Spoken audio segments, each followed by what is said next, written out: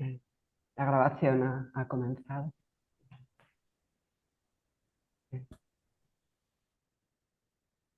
Buenos días a todos y a todas, egun on guztiei, good morning.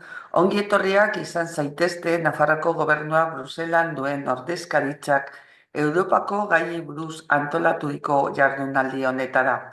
Dakizunez, ekimen honek Europa Nafarroara hurbildu nahi du, 15 egunean behin antolatzen ohi ditugun formazio saioen bidez. Ardatz horrek, hain zuzen ere, helburu hori du Europa hurbiltzea eta gure erkidegorako ulergarriagoa egitea. Decía que bienvenidas, bienvenidos a una nueva jornada organizada desde la Delegación del Gobierno de Navarra en Bruselas sobre temas europeos. Es una iniciativa que trata de acercar Europa a Navarra a través de sesiones de formación de diferentes temáticas, una acción que se engloba en el Plan de Acción Exterior de la Dirección General de Acción Exterior del Gobierno de Navarra y que también estará recogida en el próximo Plan de Acción Exterior 25-28 que ya estamos elaborando. El empeño en detectar de forma temprana líneas de trabajo beneficiosas para nuestra comunidad y en alinear nuestras políticas con Europa nos lleva como Gobierno a impulsar el trabajo en este ámbito en el que la delegación del Gobierno de Navarra en Bruselas es primordial. Es una oficina, es una delegación que explora y transmite de una manera sencilla la ingente cantidad de información que emana de la capital europea. Porque queremos estar presentes en Europa, creemos que además es el momento en que las regiones tienen que estar con más fuerza y con más voz propia en Europa, en esa Europa que está presente en nuestro día a día.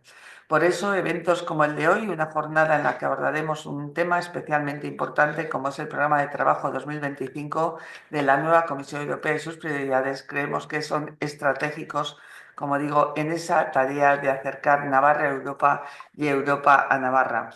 Quiero agradecer desde luego a quienes participáis hoy en este evento, a María Canal Foncuberta, jefa de prensa y portavoz de la representación de la Comisión Europea en España, a Ricardo Esgaramela, coordinador del informe anual de la Unión Europea sobre el estado de las regiones y las ciudades y responsable de políticas del Comité Europeo de las Regiones.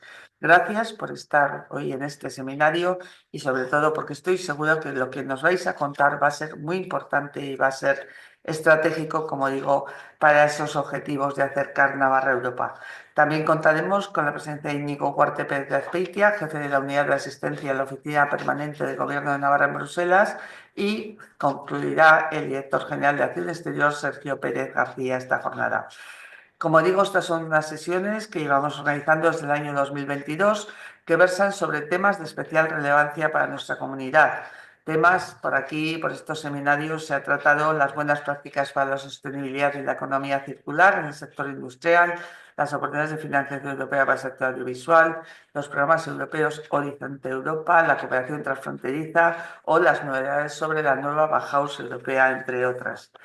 Entendemos que con esto, digo, acercamos la realidad europea y la hacemos más accesible. Somos un gobierno con vocación europeísta porque defendemos esa Unión Europea, esa unión que surgió de esa Europa de los pueblos, de las regiones, de los estados y que se desarrolla a través de la cohesión social y la cohesión territorial de todo el territorio.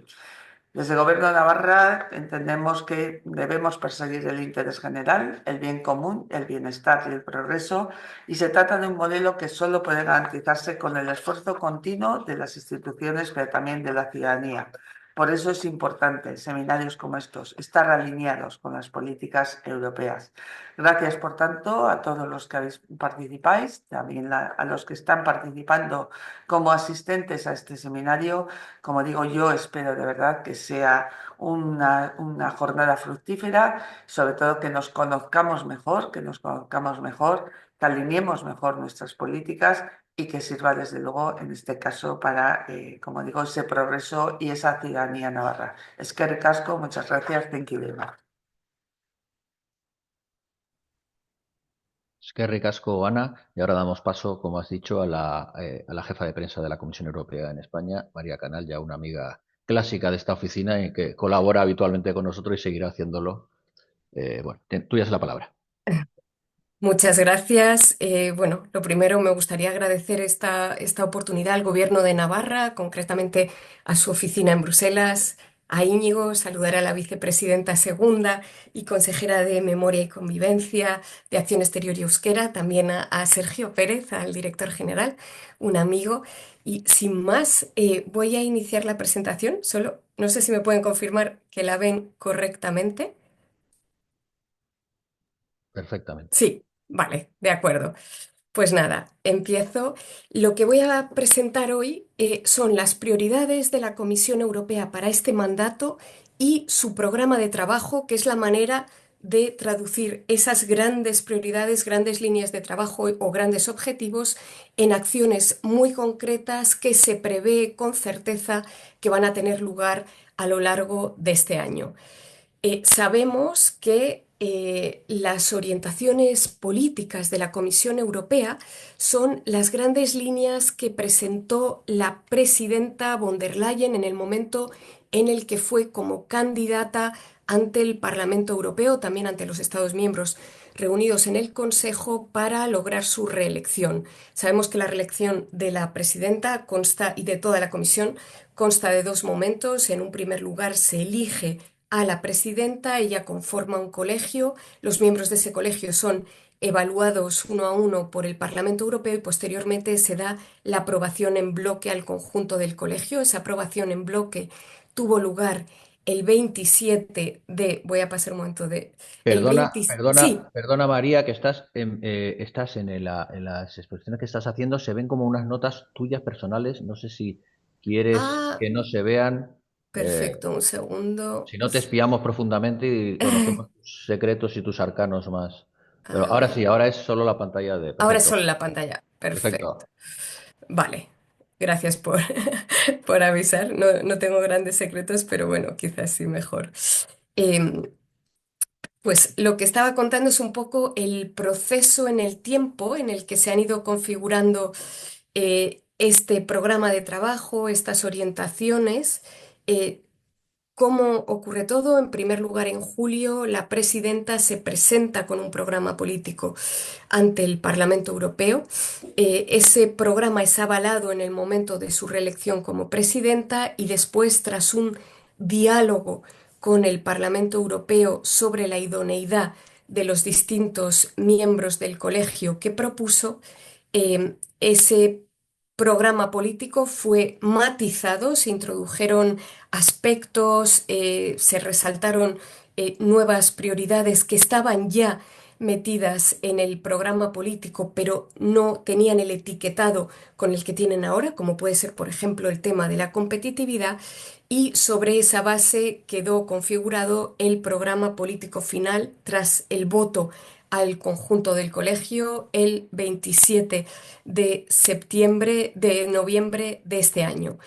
Posteriormente, la Comisión Europea inició su elaboración de un programa de trabajo. Es un programa de trabajo que normalmente se presenta junto al discurso sobre el estado de la Unión Europea en septiembre. Este año era ligeramente distinto al encontrarnos en un año electoral. Se ha presentado el 11 de febrero. María, perdona, pero hemos pasado de ver tus secretos a no ver la mitad. Ahora sí, que estaba como medio tapado el. Ahora sí. Ahí, Bueno, es que vale. se tapa, ¿no? No sabemos exactamente por Sí, qué. Queda ahora sí, como medio. ¿Tú lo ves bien? sí. Es que se ve. No sé si preferís quizás compartirlo vosotros. Sí, Sí. sí, vale, se Vale, encarga. pues De acuerdo. perdonadme. Nada, Sí. no, tranquila, tranquila. Ujú, Sí. ujú, perfecto. Pues, ¿qué nos encontramos en esas grandes prioridades políticas matizadas ya por todo el proceso de elección del Colegio de los Comisarios? Nos encontramos con seis grandes ejes de trabajo. El primer gran eje es el de la competitividad, que va unida a la prosperidad, es un poco lo que justifica este afán de querer poder competir mejor a nivel global. Para la elaboración de las grandes prioridades, la Comisión Europea había solicitado una serie de informes, son informes que se solicitaron a antiguos primeros ministros. El informe más famoso fue el solicitado por la Comisión Europea al señor Draghi sobre la competitividad. También en abril, mucho antes, se había presentado por parte del señor Letta un informe que iba dirigido al Consejo, sobre todo sobre el mercado interior, y hubo un tercer informe que pasó quizás más desapercibido, se presentó en un día aciago para España, como fue la mañana siguiente al desastre de la Dana, que fue el informe sobre la preparación ante las crisis del señor Ninisto. ¿Por qué este primer eje, que va a tener un peso muy importante a lo largo de este mandato, enfocado a la competitividad? Nos damos cuenta de que a lo largo de las dos, tres últimas décadas se ha ido cada vez creando una brecha creciente entre la capacidad de competir que tiene la Unión Europea y la que tienen los distintos actores globales. Lo que hace este mandato es ir a buscar las causas de esa brecha creciente e intentar atajarla y mitigarla con medidas que se centran en tres ejes concretos. La diferencia respecto a este mandato, porque es cierto que la competitividad siempre es, bueno, pues un imperativo que ha estado muy presente en los programas de trabajo, en las estrategias europeas, la diferencia es el tono de urgencia. ¿Por qué ese tono de urgencia? Porque nos hemos dado cuenta, lo dejaba muy claro el señor Draghi en su informe, que todos aquellos factores que habían permitido un crecimiento por parte de la Unión, lento pero crecimiento, están amenazados o en riesgo en un futuro inmediato. ¿Cuáles eran esos factores? En primer lugar, una demanda exterior que provenía especialmente de China, muy potente. En segundo lugar, lo que llamamos el dividendo de la paz, que es esa no necesidad de tener que invertir en defensa. Es una defensa que tenemos encomendada a la OTAN, pero que en un contexto en el que no había ninguna amenaza inminente de guerra en nuestras fronteras, podía dejarse a un segundo lado. Y hay un tercer, eh,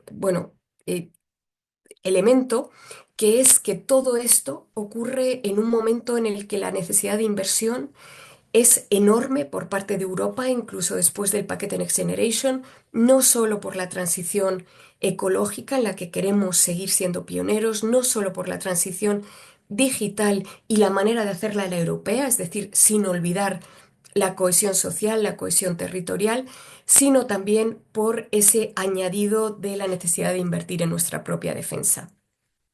Un segundo gran eje de ese programa de trabajo es el de la defensa y seguridad, dejando de lado la necesidad de invertir más, mejor, juntos e invertir en industria europea en defensa. Hay que añadir otros aspectos de nuestra seguridad que tenemos que tener en cuenta, la seguridad que pasa también por nuestra preparación ante crisis que no tienen un origen militar. Pensamos en el caso de la Dana, en tantas inundaciones acelerada, bueno, y otros desastres naturales acelerados por el cambio climático. Pensamos en las ciberamenazas, en muchas otras amenazas que están ahí y para las cuales es necesario prepararse mejor. Hay un tercer gran bloque de esas prioridades políticas, que es un bloque muy europeo, que es el que se centra en la persona, en toda la sociedad y en ese modelo social en el que no queremos dejar a nadie atrás. Este bloque en este mandato estará muy centrado en las competencias. ¿Por qué? Porque para no dejar a nadie atrás será necesario invertir mucho más en un aprendizaje permanente a lo largo de la vida para que todas las personas puedan acompañar ese cambio continuo en el mercado laboral, integrarse en el mismo con empleos de calidad.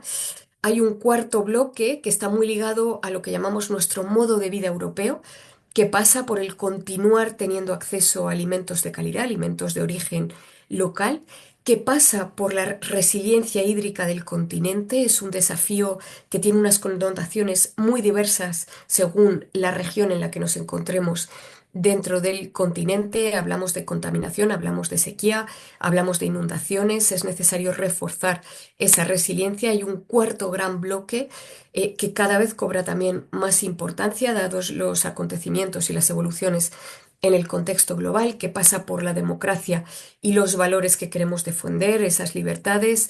Es un bloque muy ligado a la evolución del mundo digital, en el que se anuncia un nuevo escudo para la democracia, además de la implementación de todas las normas en el ámbito digital de las que nos hemos dotado en el último mandato. Y un último bloque que se centra en nuestra posición en el mundo, una posición que queremos afianzar con una política exterior común, con un componente económico muy fuerte.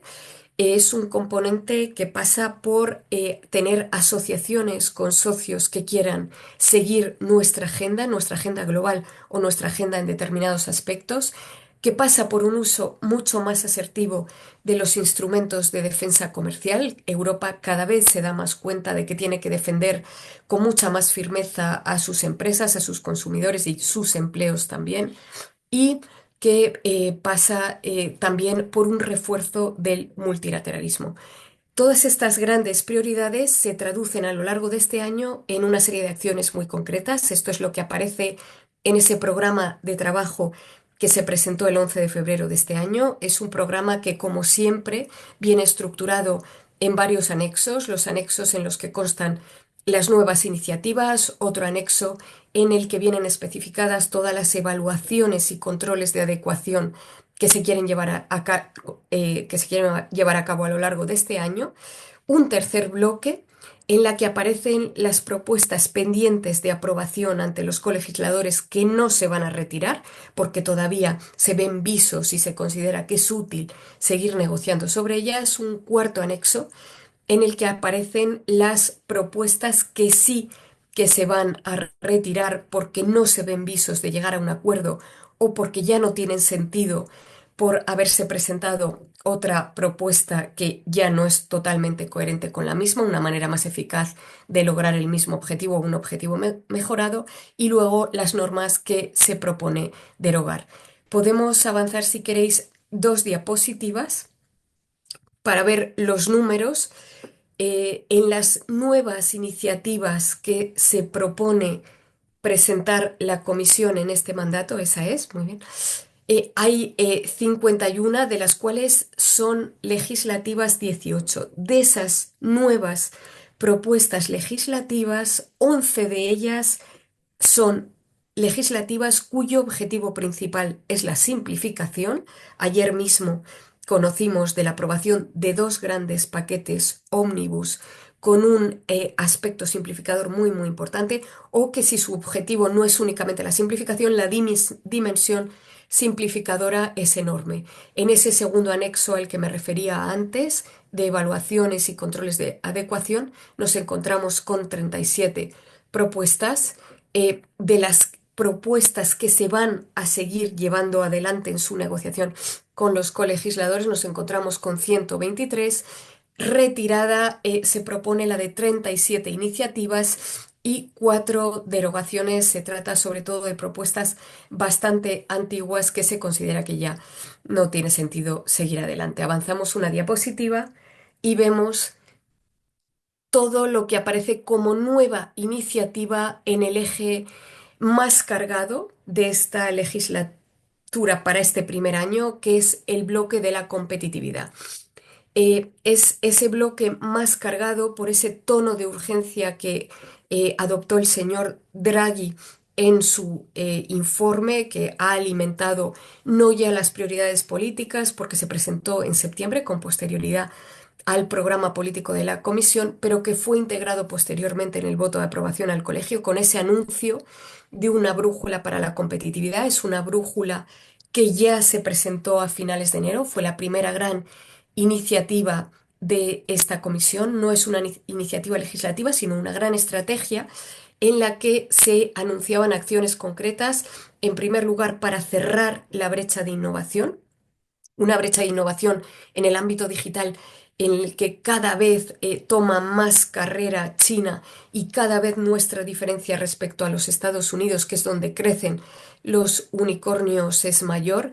Es una brecha que se quiere cerrar apoyando a las empresas emergentes, apoyando, bueno, por un lado, su capacidad de financiarse en Europa, desarrollando un mercado de capitales que es cada vez bueno, no cada vez más fragmentado, que siempre ha sido fragmentado en Europa, que siempre ha estado poco desarrollado. Se quiere dar un empujón a través de una Unión Europea de ahorros e inversiones. También se quiere mejorar el marco regulatorio con una serie de paquetes. Aparecen ahí varios ya en la columna de la simplificación, y también con una serie de propuestas legislativas de calado que van a venir en el 2026, pero que ya se anuncian en esa estrategia para el emprendimiento y para el crecimiento de las empresas que se va a presentar próximamente. Entre esas iniciativas legislativas está la creación de un régimen 28 que será para empresas emergentes. Es una manera de superar nuestra fragmentación regulatoria en Europa.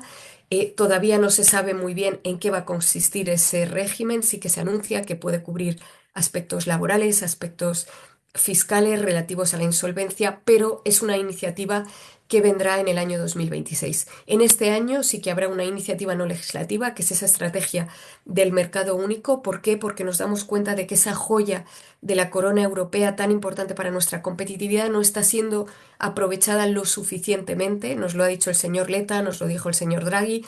Queremos dar un empujón a ese mercado único, implementando mejor las normas y mejorando la gobernanza, y se anuncia también para este año una ley sobre el espacio a nivel de la Unión Europea. El espacio es junto a otras áreas en las que también habrá iniciativas legislativas este año, aunque no aparezcan en ese programa anual de trabajo, como puede ser, por ejemplo, el de las ciencias de la vida. Son sectores en los que necesitamos innovar rápidamente y avanzar para no perder esa carrera tecnológica. El segundo gran eje de la brújula para la competitividad ya presentada es esa descarbonización, en la que queremos que sea una descarbonización competitiva, es decir, seguir firmemente adheridos a ese compromiso de una descarbonización para el año 2050, pero sin perder de vista la competitividad de nuestra industria, que queremos que pueda seguir estando en Europa. Ayer se presentó ese pacto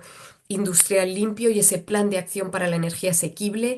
El coste de la energía es muy superior en Europa a lo que es en Estados Unidos. Queremos que, además de ser limpia, nuestra energía sea más barata. Se van a acometer una serie de medidas que lo que hacen es que, además de continuar nuestra desvinculación de los combustibles fósiles y de los combustibles fósiles rusos, van a mirar el mercado de la energía, cómo repartimos los costes del sistema, cómo promocionamos los contratos de compra de larga duración, qué incentivos fiscales dan los Estados miembros a las empresas para optar por mayor flexibilidad por esa compra. Todo esto viene recogido en el plan de acción que se presentó ayer.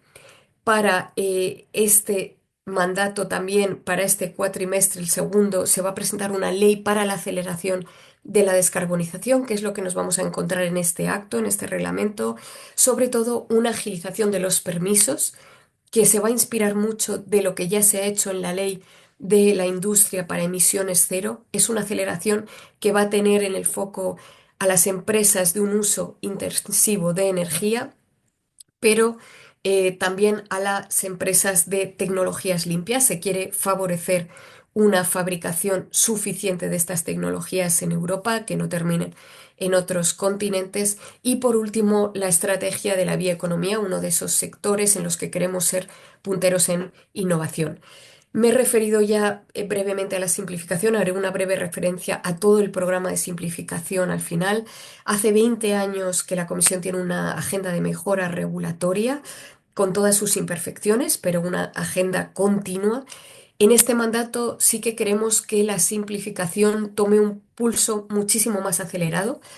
Ayer mismo se presentaron dos paquetes de muchísimo peso. El primero de ellos lo que hace es aliviar o proponer aliviar muchísimo la carga regulatoria que se deriva de lo que es la diligencia debida, la necesidad de dar información sobre la responsabilidad corporativa en sostenibilidad, de la taxonomía y también del mecanismo de ajuste en frontera para el carbono. Se trata de una serie de propuestas que lo que hacen es sacar del ámbito de aplicación a muchas empresas, sobre todo las que no son de gran tamaño, sobre todo para todo lo que es información sobre responsabilidad corporativa y taxonomía, y a la vez aliviar la carga a las empresas que siguen estando sometidas. Lo podemos ver en las preguntas y respuestas. Hubo un segundo paquete de simplificación ayer, que lo que quiere es favorecer el acceso a la inversión que viene financiada por Europa con InvestEU, está muy ligado al Pacto Industrial Limpio.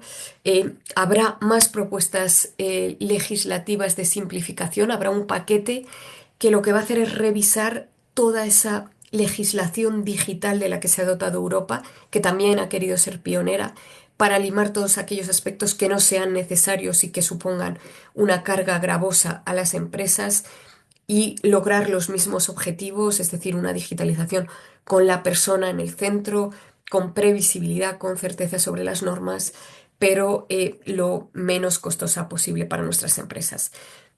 Hay una revisión anunciada para finales de este año, es una revisión que ya lleva anunciada mucho tiempo sobre el reglamento REACH y las autorizaciones a productos químicos que queremos que sean mucho más aceleradas, mucho más rápidas. Un último aspecto de este gran eje, el de la innovación, en el que se va a presentar una ley de redes digitales porque necesitamos seguir trabajando en esas redes para acelerar la transición digital, para apoyar a nuestras empresas. Se va a seguir trabajando en inteligencia artificial con un gran plan de acción para convertirnos en ese continente de la inteligencia artificial.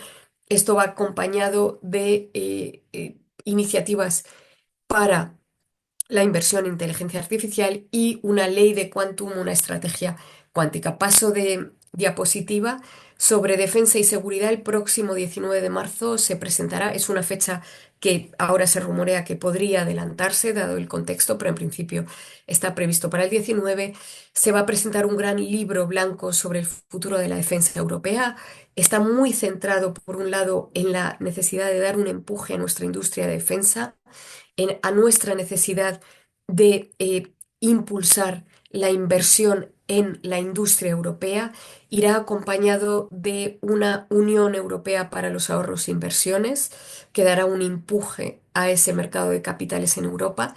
No solo pensamos en la defensa, también hay anunciada para un poco más tarde este año, a finales de marzo, es prácticamente una semana más tarde, una nueva estrategia europea de seguridad interior que va a tratar todos los aspectos que tienen que ver con nuestra defensa de fronteras frente a amenazas externas que no vienen de amenazas militares, una nueva directiva sobre tráfico de armas de fuego, normas sobre precursores de drogas, un plan de acción para la ciberseguridad en hospitales y para prestadores de asistencia sanitaria que ya se presentó a principios de enero, fue una de las primeras iniciativas. En emigración o migración sabemos que seguimos trabajando en esa implementación del pacto que se logró el año pasado. Es un pacto que ha de ser puesto en marcha por todos los Estados miembros en agosto del 2026. En paralelo, se va a retirar el enfoque que estaba siendo negociado en materia de retorno y se va a presentar uno nuevo que se está negociando ahora mismo. Y en resiliencia se va a presentar a lo largo de este año una estrategia de preparación ante las crisis, una ley de medicamentos críticos, todo esto son lecciones aprendidas de la pandemia, una estrategia de apoyo a contramedidas médicas contra amenazas que vengan de la salud pública y una estrategia de almacenamiento de medicamentos también en la Unión Europea. Paso de diapositiva. En personas, sociedad y modelo social se continuará trabajando en el plan de acción para la implementación del Pilar Europeo de Derechos Sociales. Se le dio un empuje muy importante en el mandato anterior. Se va a presentar una hoja de ruta sobre los empleos de calidad. Esto demuestra que seguimos adheridos a ese pilar europeo. También se va a presentar, además de todas las iniciativas digitales que se van a seguir poniendo en marcha, una nueva agenda del consumidor en el mercado único y el gran eje en este mes de marzo, el 5 de marzo, para ligar personas y competitividad será esa unión de capacidades encomendada a la vicepresidenta Minsatu, en el que el foco estará en el aprendizaje a lo largo de la vida, en las competencias frente a titulaciones, competencias que queremos que sean fácilmente portables en caso de movimiento dentro de la Unión, y en la inversión que se quiere impulsar, tanto inversión privada como inversión pública para las competencias.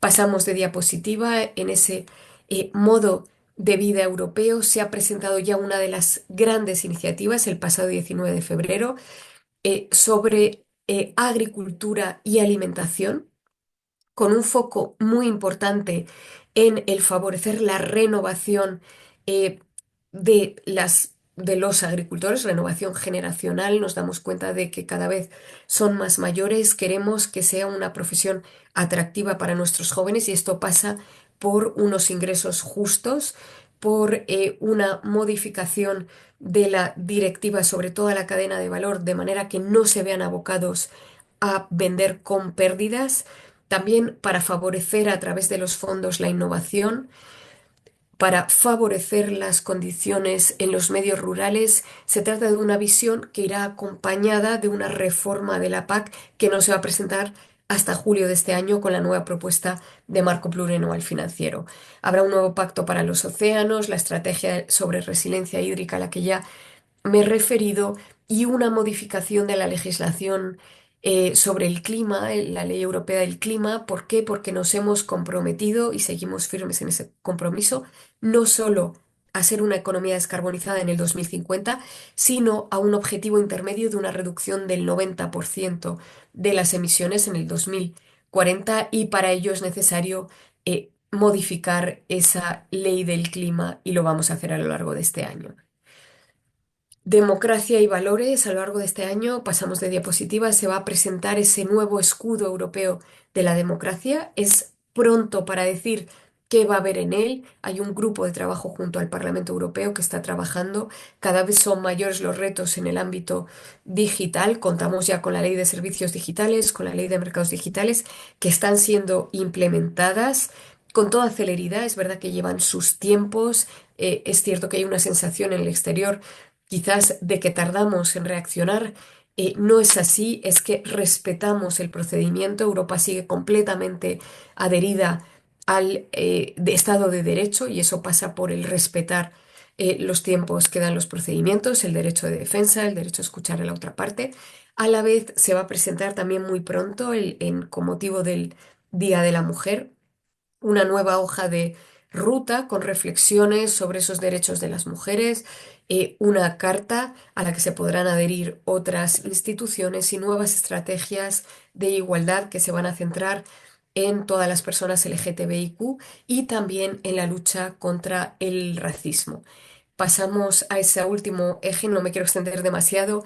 En la Europa global, además de los componentes que he dicho antes, de un uso más asertivo de los instrumentos de derecho comercial, de defensa comercial, de esa nueva política exterior que pasa por una seguridad económica a través de asociaciones con socios fiables en los que ya hemos avanzado en el inicio de este mandato, con el cierre de las negociaciones del acuerdo Mercosur, el cierre de las negociaciones para un acuerdo global modernizado con México, el cierre de los acuerdos con Suiza, son todos socios importantes. Hoy mismo se ha desplazado todo el Colegio de Comisarios a la India para avanzar en una nueva agenda estratégica con este país que llegará a finales de este año. Se va a trabajar mucho en un nuevo pacto por el Mediterráneo.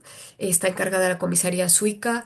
Queremos pasar de ser donantes a ser actores de cambio junto al resto de países en nuestras orillas y también se va a trabajar en un enfoque estratégico para el Mar Negro. Son regiones que están en nuestra vecindad, que tienen un impacto importantísimo en nuestra competitividad, no solo en nuestra competitividad, también en nuestra seguridad interior, en nuestra defensa. Queremos trabajar mano a mano con todas las personas con las que países con los que compartimos espacio.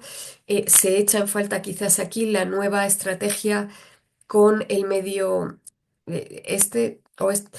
es un tema más complicado, el Medio Oriente, en el que no tenemos garantía de poder presentarla a finales de este año, por eso no aparece recogida en el programa de trabajo.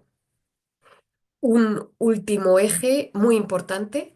El pasado 11 de febrero, junto a este programa de trabajo, se presentó la hoja de ruta para la preparación del nuevo presupuesto. Creo que hay que avanzar otra diapositiva. El nuevo presupuesto de la Unión Europea a largo plazo, ese marco financiero plurianual. Ese marco va a venir acompañado de un cambio significativo. Nos damos cuenta de que llevamos con el mismo tipo de presupuesto muchísimos años. Ha cambiado muchísimo el contexto global, ha cambiado las prioridades a las que tenemos que hacer frente, entonces queremos que haya un presupuesto que sea mucho más eficaz, mucho más sencillo, eliminar complejidad, pasar de ese enfoque en los programas a un enfoque mucho más centrado en las prioridades y centrarnos allí donde el presupuesto de la Unión de verdad tenga un valor añadido. ¿Quiere decir esto que solo nos vamos a ocupar de competitividad, de defensa? No, va a seguir estando en el foco la cohesión. Queremos que los planes nacionales, muy inspirados en lo que ha ocurrido con el plan de recuperación y resiliencia, serán planes en los que se va a ligar la financiación probablemente a la adopción de reformas que vayan a la par de las prioridades europeas para la competitividad. Esos planes queremos que involucren a las regiones porque son un actor importantísimo. En el caso de España lo vemos con mucha claridad todas esas bueno, pues objetivos comunes que se marca Europa. No queremos que queden de lado. La propuesta se presentará en julio de este año. Va a ser el momento en el que ese apoyo a la política agrícola común también quede especificada en una propuesta concreta, en una cifra concreta que no se podía dar con esa visión para la agricultura. A la vez se va a seguir trabajando en esa ampliación que en principio no se anuncia con una fecha cierta antes del 2030, pero vemos por toda la evolución un poco del contexto del apoyo a Ucrania, que sigue siendo nuestro gran eje de defensa y de política exterior común, un apoyo firme que tal vez podría haberse adelantado. Entonces, lo que vamos a hacer a lo largo de este año es ir revisando todos los avances en esa aceleración de la adhesión y a ver empezar esa gran reflexión de cómo sería necesario reformar nuestras políticas en caso de crecer el número de Estados miembros. El crecimiento vendría probablemente primero de los países de los Balcanes occidentales, pero bueno, es cierto que con Ucrania cada vez queremos ir más rápido y que están avanzando muy bien. Todas estas prioridades, este programa de trabajo ha de ser avalado por el Parlamento, por el Consejo, que acuerdan a qué se va a querer dar prioridad. Y aquí paso dos diapositivas, tres, para concluir con una nota sobre la simplificación. He dicho antes que en ese eje para la competitividad, la simplificación tiene un peso muy, muy importante. Se trata de una simplificación que podemos pasar a otra diapositiva que queremos aplicar tanto a lo que ya tenemos acordado y que está siendo puesto en vigor. Podemos pasar otra diapositiva, como me he comido mucho tiempo, voy a ir más rápido. Entonces, para implementar mejor las normas, vamos a trabajar mejor con los Estados miembros, con estrategias de implementación, con ayuda de los fondos europeos, con diálogos sobre la implementación que tendrán lugar varias veces al año a nivel comisario. También queremos revisar todo lo que ya aprobado y reducir la carga que implica para las empresas. Hemos cuantificado esa reducción de la carga. Queremos que sea un 25%. Este objetivo ya estaba para todas las empresas, pero para las las pequeñas empresas, esa reducción de la carga pasará a un 35%. Lo vimos ayer con los paquetes ómnibus de un modo clarísimo. La Comisión tiene una intención muy firme de mejorar la vida de las pymes y lo hizo ayer simplificando, eximiendo de muchas obligaciones, no solo de información, sino de la carga que conlleva muchos regímenes voluntarios también a través de sus propuestas. Queremos también llevar a cabo unas pruebas de resiliencia de toda la legislación que ya está en vigor e iniciar un nuevo concepto que es el de los test de realidad, que serán diálogos con las empresas sobre cómo viven en el día a día esa carga regulatoria que viene de Bruselas.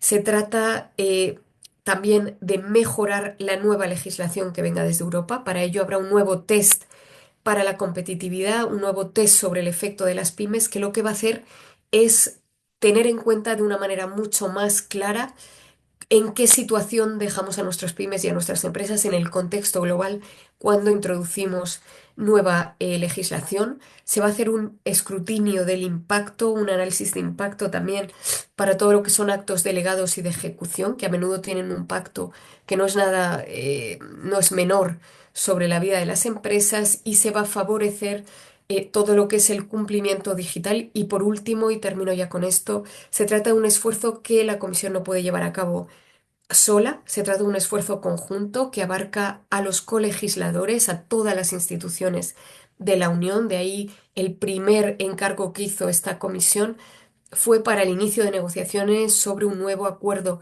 interinstitucional, del que está a cargo el señor Sefcovic, y también con los Estados miembros se va a trabajar mucho en esa implementación, en ese evitar el ir más allá de los requisitos que vienen impuestos cada año desde Bruselas, añadiendo trabas no necesarias para las empresas. Pasamos ya a la última diapositiva. Se trata de un ciclo que se va a repetir cada año. Los dos paquetes ómnibus de ayer vendrán seguidos de muchos otros paquetes de eh, simplificación. Estos paquetes se van a nutrir precisamente del resultado de ese diálogo que va a tener lugar con las empresas sobre implementación, sobre test de realidad y sobre pruebas de resiliencia. Y como me he extendido mucho, perdonadme, con esto concluyo y ya doy paso a Ricardo. Perdóname, Ricardo, que me he enrollado un poco. Gracias. Nada, tranquila María, gracias por tu magnífica exposición. Yo creo que ha merecido la pena, aunque te hayas excedido. Has reflejado los enormes retos que tiene por delante la Comisión y la Unión Europea, por lo tanto te agradecemos esa intervención. No te preocupes. Y ahora sí que pasamos a Ricardo Esgaramela, que trabaja en el Comité de las Regiones. Yo creo que le agradecemos que haya querido participar con nosotros y que nos explique un poco la afectación de este programa a los entes infraestatales, como es Navarra. En ese sentido, te paso la palabra, Ricardo. Muchas gracias, Íñigo. Buenos días a todos y quisiera comenzar expresando mi más sincero agradecimiento a vosotros, a ustedes, para invitarme a este evento. Voy a disculparme con la antelación, español no es mi primer idioma, así que puede ser que algunas palabras me salgan mal o que me salgan en inglés, porque estoy acostumbrado a trabajar en inglés en estos temas, pero lo voy a hacer lo mejor que puedo en este idioma. Y antes que se cargue la presentación, voy a deciros cómo lo he estructurado yo. En primera parte vamos a hablar de lo que es, voy a hablar de lo que es el Comité de las Regiones para los otros para los que no nos conocen. Y la segunda parte va a ser un análisis de las implicaciones del nuevo ciclo político un poco más en general. Y por terminar, más en el detalle, vamos a ver de qué se ocupa el programa de trabajo de la Comisión Europea para el 2025, y vamos a ver cuáles son las implicaciones y los impactos sobre las regiones de la Unión Europea. Y nada, espero que encontráis esta presentación interesante y podemos ya empezar con la próxima diapositiva. Gracias. Y vamos a ser bastante rápido en esta parte, no me voy a dilungar mucho. ¿Qué es el Comité de las Regiones?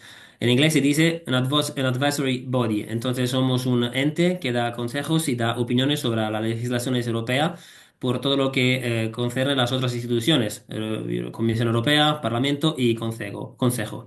En general, es una plataforma vital por las autoridades locales y regionales dentro de la Unión Europea, porque de hecho permite a esas autoridades de participar en el proceso de toma de decisiones europeo, proporcionando opiniones sobre propuestas legislativas que tienen un impacto directo en la vida de los ciudadanos de la misma región y localidad, de la autoridad local.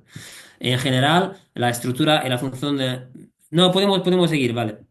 En general, la estructura del Comité de las Regiones, vamos a decir que está compuesto por representantes de todos los Estados miembros de la Unión Europea. En el día de hoy tenemos 329 miembros de los 27 Estados miembros de la Unión Europea, y todos estos son funcionarios electos en sus respectivos gobiernos locales o regionales. La estructura del comité incluye sesiones plenarias, plenos, como los del Parlamento Europeo, y comisiones, como los comités del Parlamento Europeo, más especializadas en temas específicos y que se centran en diversas áreas políticas. Esta organización permite entonces discusiones y recomendaciones específicas sobre cuestiones claves que afectan la gobernanza local en toda Europa. Y de hecho, para concluir, para el comité es muy importante subrayar la importancia de la gobernanza local y fomenta, de hecho, el diálogo entre la Unión Europea y las regiones. Y desde su creación con Maastricht en 1992, el comité ha trabajado para garantizar que las voces de las regiones y ciudades sean escuchadas en Bruselas siempre, en lo que se puede. Podemos seguir. Y vamos a ver ahora el nuevo ciclo institucional de la Comisión Europea, la slide siguiente. Y no, la anterior. No voy a decir todo lo que ha dicho ya María porque ha sido un análisis muy detallada, la agradezco mucho, porque es muy importante para mí también refrescarme todo esto. Pero vamos a ver que en general tenemos retos y oportunidades en el nuevo ciclo institucional por las regiones y por los Estados miembros en general. Por ejemplo, España ha identificado dos áreas prioritarias para influir a la Comisión durante ese nuevo mandato que incluyen el rediseño político y organizativo de la Comisión y sus nuevas orientación estratégica.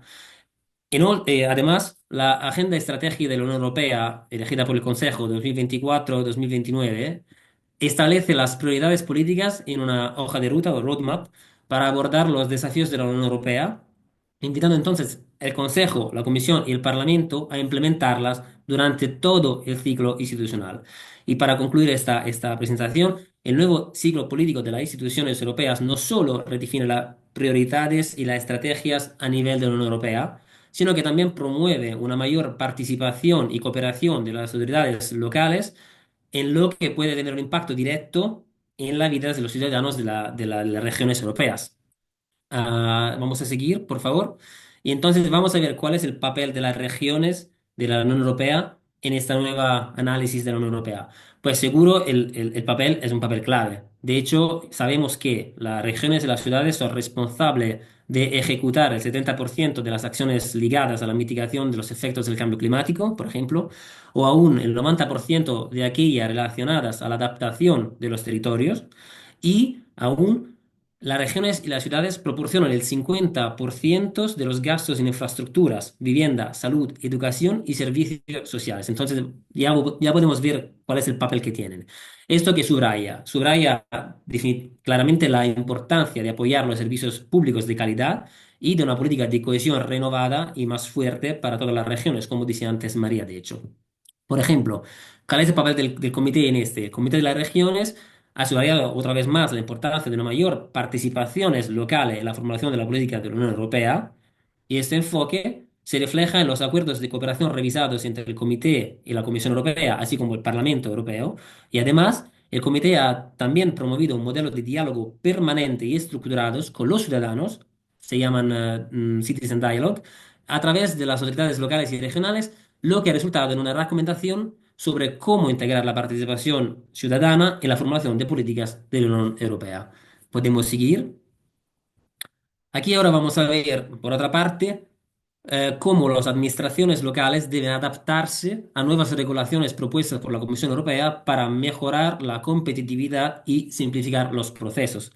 Además, estas realidades locales jugarán un papel crucial en la consecución de la sostenibilidad y neutralidad climática. Hemos visto lo que ha pasado en Valencia, como dice María, en general en Europa, mediante la implementación de diversas estrategias e iniciativas.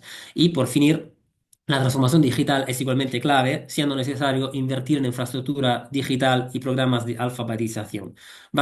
Yendo más en el detalle, podemos decir que los impactos que van a tener las regiones serán diferentes. Por ejemplo, en el primer caso, cuando hablamos de competitividad, esto requerirá que las autoridades locales agilicen su propio procedimiento y apoyen a las empresas locales en la navegación de estos cambios. Por lo que concierne a la neutralidad climática, implicará que las regiones desarrollarán estrategias locales para descarbonización, promover industria sostenible y gestionar los impactos ambientales. Y eso, de hecho, está liado al Pacto Industrial Limpio que se ha publicado ayer. Y para terminar, con la transformación digital, el impacto más importante es que las autoridades locales necesitarán invertir en redes digitales y proporcionar capacitación para asegurar que las comunidades puedan beneficiarse de los avances digitales. Esto también está en línea con las cuestiones de las habilidades que hablaba María ¿cómo se dice? En el Annual Working Program, en el Annual Working Program de la Comisión Europea. Vamos adelante, por favor. Por otro lado, aquí vamos a ver cómo los gobiernos locales tienen que enfrentarse con varios desafíos, pero también con varias oportunidades, como la promoción de la cohesión social y el apoyo a los migrantes, la colaboración en educación y capacitación para el desarrollo de habilidades y, en fin, la inversión en infraestructuras de transporte sostenible y gestión de agua. Aquí también podemos mirar más en el detalle los impactos. En el primer caso, por lo que concierne la migración y cohesión social, el impacto es que las autoridades sociales, locales necesitan desarrollar programas para apoyar a los migrantes y asegurar la estabilidad social de sus comunidades. Eso también está en línea con lo que decía el vicepresidente del Comité de la Región elegido hace una semana, Moreno Bonilla, de Andalucía, donde él decía, claro, viniendo de Andalucía, el tema de la migración es muy importante y tenemos que trabajar para que todo esto pueda ponerse en marcha en un ambiente de cohesión social más garantizado para todos. Y el segundo punto concerne, de hecho, las habilidades y la educación. Y aquí el impacto es que los gobiernos locales necesitan colaborar con instituciones educativas, sea a nivel local que a nivel europeo, para abordar las brechas de habilidades y proporcionar oportunidades de aprendizaje continuo para todos. El último punto son dos, se pueden tratar juntos. Se habla de infraestructura y transporte. Aquí el impacto es que las autoridades locales necesitarán alinear sus proyectos de transportes con los objetivos de la sostenibilidad de la Unión Europea y de hecho invertir en solución de transporte verde. Y también está ligado al tema del agua y de la resiliencia, porque en este caso las autoridades locales necesitarán implementar medidas para abordar la escasez de agua, la contaminación y la resiliencia antes de los impactos del cambio climático, como hemos visto antes con la otra presentación. Podemos seguir con la slide siguiente y vamos ya a terminar las últimas dos presentaciones. Aquí vamos a hablar un poquito más de lo que es el informe anual. De hecho, todos esos temas que hemos analizado y que se analizan cada año al Comité de las Regiones se van también a analizar en el informe sobre el estado de las regiones y las ciudades. El 2024 ha sido la quinta edición, empezamos en 2020, como podéis ver en las slides, y su publicación representa el inicio de la Semana Europea de las Regiones y de las Ciudades, donde el presidente del comité, en esta foto, Vasco Alves Cordero, pronuncia su discurso anual sobre el estado de las regiones y ciudades. Un paralelo con lo que hace von der Leyen en septiembre, pero en nuestro caso el foco es mucho más claro, estamos hablando de las regiones, entonces, en las entes locales. Desde su primera edición, en el 2020, el informe ha evolucionado para incluir una amplia gama de temas, desde la recuperación de la pandemia de COVID-19 hasta la emergencia climática y la transición energética o las consecuencias de la guerra de Rusia contra Ucrania. Y para completar la última slide, vamos a hablar de lo que se ha tratado en 2024, o sea, en la última edición que hemos publicado en octubre. Pues en este caso hemos destacado la importancia de la democracia regional y local en Europa, subrayando la necesidad de fortalecer estos aspectos para garantizar que las voces de los ciudadanos sean escuchadas y sus derechos sean respetados. Y también el informe aborda los impactos asimétricos que hemos visto de la transición verde y digital en las regiones y en las ciudades. Y de hecho la necesidad de invertir hasta 200.000 millones de euros anuales en adaptación climática. Además, en el mismo report, en el mismo informe, se destaca también la capacidad de la política de cohesión para mejorar la calidad de vida, invertir en regiones y ciudades y contribuir a todo el desarrollo económico europeo. Para terminar, entonces, el informe anual sobre el estado de las regiones y ciudades es seguramente una herramienta esencial, fundamental, para comprender los desafíos y oportunidades que enfrentan las regiones y las ciudades en Europa y, en general, para promover una mayor participación y cooperación a nivel local y regional con la Unión Europea. Me termino aquí, he sido más rápido de lo que pensaba para recuperar un poco de tiempo y dejo la palabra a los organizadores. Muchas gracias. Muchísimas gracias, Ricardo. Que quede claro que no ha habido ningún problema con tu lengua castellana, se ha entendido perfectamente. Además, aquí en la oficina sabemos que es una lengua especial para ti, una lengua casi del amor, o sea que, bueno, sin ningún problema, se te ha entendido perfectamente. Y muchas gracias. Gracias, gracias. Somero análisis de cómo pueden afectar a las regiones, a los entes infraestatales con potestades legislativas, como es el caso de Navarra, por la nueva política de la Comisión. Ya teníamos, y os voy había un par de preguntas que se habían hecho, una por parte de Delia Sola, una compañera de Gobierno de Navarra, que yo creo que se ha quedado ya un poco explicitada por Ricardo, que era el papel de las regiones en las nuevas políticas, de eso ha tratado tu exposición, y pues Miquel Rubio, que es un compañero de Navarra Biomed, que parece que va a venir a Bruselas y que está muy, mi introducción en el mundo de la medicina, pues pregunta, y yo creo que esto igual va para María, si hay novedades relevantes sobre las prioridades en actuación en salud. Era un poco el tema que le interesaba a Miquel y te pides la Sí, palabra, María. pues gracias, Miquel, por la pregunta. ¿Con qué nos encontramos en materia de salud? Todo lo que hay en el programa de trabajo está recogido bajo el eje preparación ante las crisis. Entonces, tenemos, por ejemplo, una estrategia para el almacenamiento prevista para finales de este año, para el segundo trimestre, perdón. Tenemos la ley de medicamentos críticos también. Luego, en la parte de evaluaciones, sí que nos encontramos, eso sí, para finales de este año, con una evaluación sobre todas las normas relativas a los dispositivos para diagnóstico in vitro. Es verdad que uno puede echar en falta en el programa de trabajo una serie de iniciativas que sí que estaban mencionadas en la brújula para la competitividad. Por ejemplo, la estrategia sobre ciencias de la vida. Se trata de una estrategia que es importante y que se va a llevar a cabo, está planeada este año, pero es verdad que no forma parte de las más emblemáticas, que son las que han quedado recogidas en el programa de trabajo. Eso no quiere decir que no se vaya a trabajar en ella. Así que con esto no sé si he respondido más o menos a la pregunta de Miquel. Gracias, María. Yo creo que sí. ¿Dónde está la...? No veo otra. Vale. Sí, a mí se me ha abierto con ambas intervenciones y sobre todo contigo, María, se me ha abierto el apetito intelectual y por conocer. Y antes de dar el paso a Sergio, sí que me gustaría tu opinión o qué es lo que consideras con este cambio casi de paradigma que se está dando a nivel internacional, cómo la nueva comisión va a poder hacer frente a estos desafíos, porque has hablado de los enormes proyectos de trabajo que tiene, del ciclo más lento, porque es democrático, el de la Unión Europea. ¿Cómo crees que ante todos estos desafíos mundiales puede hacer frente la Unión Europea, ¿no? Eso es un poco, si tienes esperanzas. Sí que tengo esperanza, soy optimista. Es verdad, y no se puede mentir sobre esto, que nos encontramos ante desafíos de una magnitud que probablemente no hemos visto antes y sobre todo nos encontramos ante una necesidad de urgencia en la respuesta que hace que algunos cuestionen. Es verdad que en el contexto global, bueno, pues están cambiando las maneras de comunicar, un poco las maneras de actuar y a muchos parece que nos ha dejado descolocados en un inicio.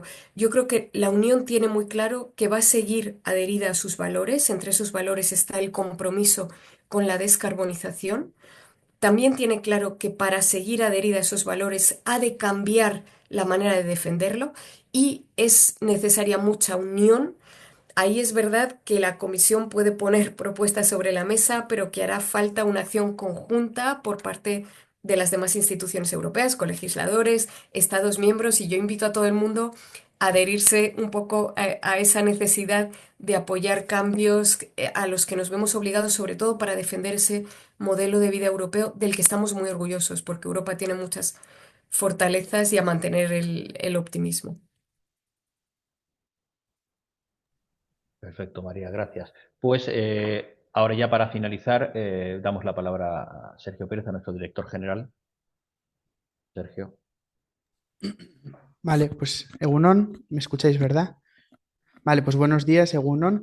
Lo primero de todo, pues agradecer tanto a María, como siempre, su participación y su exposición tan clara y tan pertinente y bueno, y sobre todo las últimas palabras de optimismo, porque yo creo que las personas que estamos aquí, pues somos europeístas convencidos y también los asistentes, bueno, pues es nuestro leitmotiv, ¿no? Por lo que trabajamos, por esa Europa y por esa construcción y defensa europea y bueno, pues con que compartimos la visión como Gobierno de Navarra. Con Ricardo también, gracias por participar y por poner el tono sobre las regiones, Comité Europeo de las Regiones, del cual Navarra formamos parte y también participamos activamente y por lo tanto ver cuál es la implicación o nuestro rol como regiones que tenemos que decir ante las políticas europeas, pues es muy interesante y conveniente. Y también a los colegas, a Íñigo, a Ana, a todas las personas de la delegación por la organización del mismo y las personas asistentes. Por mi parte, en la conclusión no me quiero extender mucho, pero sí que dar un par de pinceladas sobre por qué realizamos esto, que la consejera, la vicepresidenta segunda, ya la ha comentado en el inicio. Esto forma parte de una de las iniciativas del Eje 1 del Plan de Acción Exterior, que como bien ha adelantado ya hemos terminado el 21-24, hemos hecho una valoración interna que pronto verá la luz, pronto daremos a conocer, pero que adelanto que ha sido muy positiva. Y ahora estamos ya trabajando en el segundo Plan de Acción Exterior de Navarra, 2025-2028, y para ello pues hacemos, como no puede ser de otra manera, pues miramos hacia Europa y miramos cuáles son estas prioridades o políticas que vamos a tener. ¿Por qué? Porque nos interesa alinearnos desde un punto de vista de convicción, como ha dicho la consejera, porque somos un gobierno europeísta, pero también desde un punto de vista estratégico, porque al fin y al cabo es la normativa y las políticas y las grandes líneas que se van a decidir a nivel europeo como continente, pero que van a tener afección a nuestra región, que vamos a tener que estar alineados y conocerlas de primera mano y conocerlas con anterioridad, pues nos permite llevar a cabo iniciativas como, pues por ejemplo, hemos hablado. Ayer se aprobó el Pacto Industrial Limpio, se presentó el Pacto Industrial Limpio. Aquí en Navarra estamos trabajando una nueva ley foral de industria. Esta ley foral de industria bebe o está alineada con esta política europea del Pacto Industrial porque estamos trabajando en la descarbonización de la industria, el fomento de la economía circular, que llevamos haciéndolo desde 2007 con diferentes proyectos y luego incentivando una iniciativa Navarra circular que nos ha permitido liderar a nivel europeo el Valle Regional de Economía Circular dentro de los Regional Innovation Valleys. Entonces, todo este alineamiento de políticas navarras con las europeas nos permite posicionarnos a la vanguardia y, por lo tanto, ser más competitivos en nuestra industria. Que recordemos, somos la región más industrial de todo el estado, con casi más del 30%, el 31% de nuestro PIB es industrial y muy por encima de la media europea. Es estas políticas de alineamiento con Europa lo que hace o que nos permite continuar a la vanguardia de las políticas industriales y por lo tanto mejorar nuestra competitividad. Hemos hablado también, o se ha hablado, se ha comentado diferentes iniciativas que este año van a tener lugar. La estrategia de bioeconomía, que seguramente se verá o se conocerá en el cuarto cuatrimestre, en el último cuatrimestre del año. Aquí ya estamos trabajando también la biotecnología, en la estrategia de bioeconomía, que ya tenemos apoyos, algunas líneas de apoyo, pero se está trabajando en estrategia integral. Hablábamos de la estrategia de emprendimiento y crecimiento para empresas, que se verá el 2026, desde el CEIN también, desde la sociedad pública que ayuda al emprendimiento y al escalado de empresas, se refuerza todo este papel del posicionamiento en Europa. El plan de acción de inteligencia artificial. Tenemos el Navarra International Center for Artificial Intelligence. Estamos trabajando también una misión empresarial junto con Aditec, que es el coordinador del sistema de I+D, a Bruselas, de la mano también de la delegación, para que las empresas puedan conocer pues, el plan de inteligencia artificial, puedan conocer oportunidades de financiación de inteligencia artificial, robótica, datos, todo esto que es economía intangible. Hoja de ruta del sector agroalimentario y agrícola se presentó el 19 hace poco, la semana pasada. Tenemos puesto en marcha el relevo generacional, un programa de relevo generacional a través de INTIA, la Sociedad Pública del Departamento de Desarrollo Rural y Medio Ambiente, y por lo tanto con mucho éxito porque este programa de relevo generacional está permitiendo que jóvenes o que, bueno, público que igual no está tan atraído o no encuentra tan atractivo el campo o el ecosistema agroalimentario, pues esté involucrando y ahí Gobierno de Navarra les ayudamos para que se haga pues muy fácil, lo más fácil posible ese relevo generacional del campo, porque si tenemos una sociedad envejecida y para que hacerlo más competitivo a través de la tecnología, a través de la digitalización de los procesos, como digo, en línea del plan que ya se ha presentado anteriormente.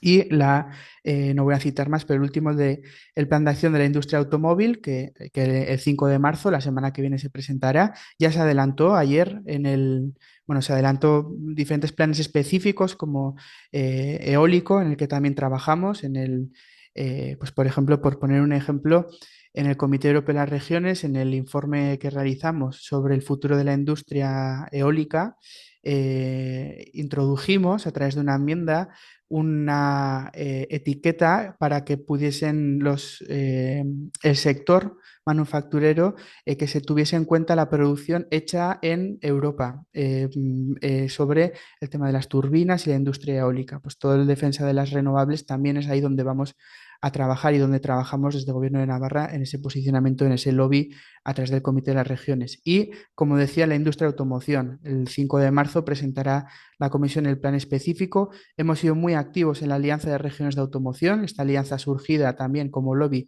que ahora ya está compuesta por 36 regiones europeas, aquellas que más peso industrial de automoción tenemos y que estamos apostando, pues en el caso de Navarra, por la electrificación, por la descarbonización de la industria a través de la electrificación. Tenemos aquí la planta Volkswagen y que hace poco, la semana pasada, estamos también con Chichi Costas, con el comisario, pues reclamando también la voz de las regiones, o sea, que tuviésemos un espacio en ese diálogo estratégico que se ha convocado y que Navarra nos interesa mucho y que estamos muy activos en ello. Estos son solo algunos de los ejemplos en los que hemos visto, pues, Comisión Europea, Comité de las Regiones y ahora Navarra, pues cómo trabajamos desde Navarra, ¿no? Alineando qué estamos haciendo en Navarra para con las prioridades europeas. Hay otros muchos más, habéis hablado de salud, hemos hablado también, o no hemos hablado, pero hay medio ambiente, cambio climático, pero bueno, por ser un poco breve en la exposición, pues para que conozcan también el público asistente que estamos trabajando desde la Dirección General de Acción Exterior en particular, pero en conjunto de gobierno. Como ha dicho la vicepresidenta, el Plan de Acción Exterior es un plan que es un plan de gobierno de todos los departamentos, de todas las instituciones y que llama también a la ciudadanía a alzar la voz o a manifestarse en pro de esa Europa que queremos, ¿no? O sea, de ese sentimiento europeísta. Por ello, voy a finalizar recordando que tenéis abiertas un par de convocatorias, las personas asistentes al seminario, una para la contratación de gestores de proyectos europeos, para que las empresas podáis contratar a especialistas que os ayuden a buscar esa financiación europea del marco financiero plurianual, que finaliza la semana que viene, y lo mismo con ayudas a la difusión de políticas europeas, que es una ayuda que tenemos en la Dirección General, para que empresas, asociaciones, particulares organicéis eventos sobre Europa, en este caso sobre las prioridades para el 2025. Entonces ahí os ayudamos desde Acción Exterior, os damos un dinero para que podáis organizar este tipo de seminarios o eventos presenciales o cualquier cuestión que difunda o mejore el conocimiento de la sociedad navarra de las diferentes políticas europeas. Que, como siempre digo, no tenemos que estar ni a favor ni en contra, sino habrá diferentes opiniones, pero que se conozcan para que luego la ciudadanía tenga un criterio, o sea, tenga un conocimiento y juzgue con criterio, porque muchas veces uno de los riesgos que tenemos en Europa es que ante el desconocimiento, al no conocer, pues se genera pues bueno, una impresión de algunas políticas que igual sin tenerlas conocimiento de primera mano, pues se rechazan en un primer momento, pero que consideramos que es necesario conocer bien las mismas, qué implican, cuáles son su fundamento y sus objetivos para poder tener una opinión formada. Es por eso por lo que ayudamos a través de esta línea de ayudas de la Dirección General para que organicéis ese tipo de eventos. Pues como digo, no me extiendo mucho más. Agradezco la participación tanto de los ponentes como de las personas asistentes y os adelanto pues, que de estas políticas que hemos hablado continuaremos organizando estos seminarios y por lo tanto esperamos veros en algunos de los anteriormente dichos como el Plan Industrial Europeo Verde o el de Agricultura o alguno de los siguientes estrategias y líneas de trabajo que muy bien ha desmenuzado María aquí con nosotros y que Ricardo ha explicado la implicación para las entidades regionales. Muchísimas gracias, es que ricasco y que tengáis un buen día. Muchas gracias. Muchas Adiós. gracias. Gracias a todos. Hasta luego.